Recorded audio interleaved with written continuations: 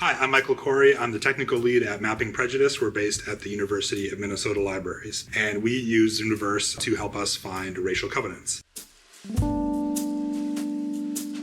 Racial covenants are little sentences that were put into property records in the 20th century that restrict who can live in a house, and usually that means only white people can live in a house. The language of racial covenants is very explicit and disturbing, but also it's hard to find because these records are tied up in old historic property records and have not seen the light of day in a long time. And so what we do is we use a computer to flag documents that we think have racial covenants in them, and we turn them over to our Zooniverse volunteers that we call community map makers, and they will confirm yes or no, this is a covenant, and they'll transcribe the text of the racial covenant, and then they help us map those in space so we know where they are. And we're using this to build a map that is really telling a dramatically new story about how widespread segregation was in the United States. It's not just a story about the South. This is happening in every city across the country and in a lot of small towns too. This is new knowledge that people have been talking about for a long time, but we've really been able to quantify it using the power of crowdsourcing. So one of the things that's so powerful about racial covenants is that they tell us sort of story that's been hidden in plain sight for a long time about the ways in which these patterns of segregation, once they were laid down 100 years ago, really are still with us today. And if you overlay that map of covenants on where the freeways went, or where property values are high, or where there's pollution, or where there's not pollution, or where there's parks, or where there's lakes, it's sort of like a joke we have that it's all the same map. This is not the only game in town. There's many ways that cities were segregated, but seeing these patterns, once you see them, you can't unsee them. You can't unsee how dramatically this history has affected everything about the way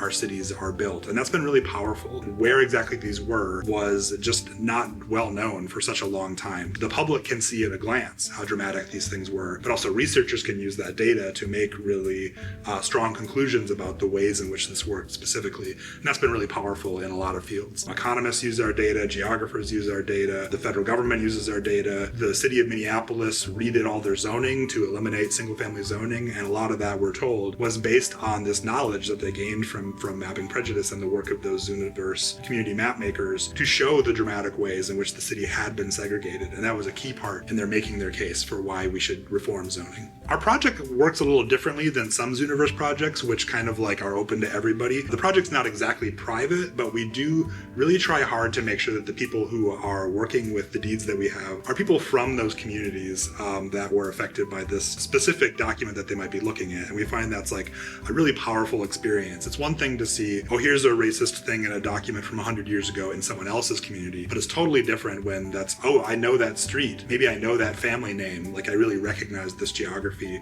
And that really makes people see their neighborhoods in a different way than they saw them before. What people tell us is that's a powerful driver for getting them to then take other actions, because they're going to tell their family, oh, I helped build this map and I saw this thing and I learned something about my city. But they also tell us that they go to zoning meetings, they go to city council meetings, they're talking to elected officials about this knowledge that they helped to create. Our volunteers really think they own our project, and they are right about that. And that's been one of the really powerful things that Zooniverse has helped us to do. We need them to do this work, but also they have really become empowered to take more actions and speak confidently about the history of racism. And that's really scary for people to do if they don't have a lot of experience with that. So because the project is not listed on the general Zooniverse project website, what you do is you go to our website, Mapping Prejudice's website, and then we'll walk you through a training guide, and you can either learn how to do the work on your own, or you can attend one of our community map making sessions. Zooniverse really taught us the power of doing this work with crowdsourcing. We kind of thought when we started that the goal to get to was the map, and the map is powerful and has powered a lot of change. But our volunteers have really taught us that the process is the product. In this moment where there's so many claims about how AI is going to automate everything, both Mapping Prejudice and Zooniverse have powerful things to say about why it's so important to keep humans in the loop and to have them powering the knowledge creation and the research that's so important that we keep doing.